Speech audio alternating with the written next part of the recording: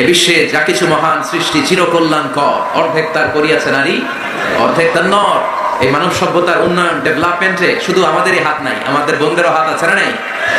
নারী পুরুষ উভয়ের কন্ট্রিবিউশন আছে, দুইটাই স্বীকার করতে হবে। তো এই জন্য পৃথিবীর কোনো দেশের সেনাপ্রধান নারী নাই, কারণ যুদ্ধের মতো ভয়াবহ কাজকে নেতৃত্ব দিতে গেলে নারীদের পক্ষে এটা কষ্টকর হয়ে যাবে, ওনারা সহযোগিতা এক্সপার্ট। তোমার বোনরা যারা এই চারটা কাজ করবে, সালাত, সিয়াম, স্বামীর আনুগত্য আর নিজের সতীত্বের হেফাজত, এই চারটা কাজ করলে আল্লাহ তাআলা ওই নারীদের জন্য জান্নাতের 8টা দরজা খুলে দিবে, যেটা দিয়ে মন চায় ঢুকবে। আমার মায়েরা, আমার বোনের, আগে দেখেছি হেলিকপ্টার দিয়ে যখন আমরা নামছিলাম, অনেক বোনদের দেখা যাচ্ছিল প্যান্ডেলের ওখানে অপেক্ষা করতেছে। বোনদেরকে শুরুতেই আমি এই মেসেজটা দিলাম, আপনারা এই চারটা কাজ এনশিওর করবেন। এই চারটা কাজ দুনিয়া যদি কোনো নারী এনশিওর করে, তার জন্য আল্লাহ তাআলা জান্নাতের 8 দরজা খুলে দিবে। যেটা দিয়ে মনে চায় আপনি ঢুকবেন, কোনো না নাই, যেটা দিয়ে মনে চায়। আমাদের বোনদেরকে আল্লাহ তুমি কবুল করো। আজকে আমরা এমন একটা সূরা থেকে কিছু কথা শুনবো যেটাকে বলা হয় দ্য সূরা of social etiquettes in Islam. ইসলামের সামাজিক যে রীতিনীতি আছে, এই রীতিনীতিগুলো এই সূরা আমাদেরকে শিক্ষা দেয়।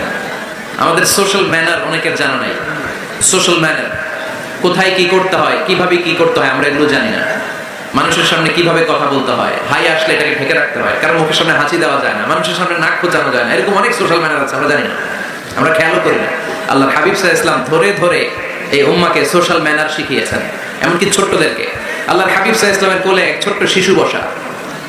আল্লাহর হাবিব সাল্লাল্লাহু আলাইহি ওয়াসাল্লাম দাওয়াত খেতে গেলেন, এক ছোট্ট সাহাবী শিশু এসে আল্লাহর রাসূল সাল্লাল্লাহু আলাইহি ওয়াসাল্লামের কোলে বসলো।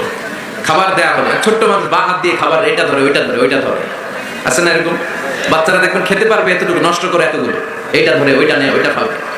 তো আল্লাহ রাসূল সাল্লাল্লাহু আলাইহি ওয়াসাল্লামের কোলে বসে ওই সাহাবা বা হাত দিয়ে এটা টানে ওইটা টানে এটা খাওয়ায়।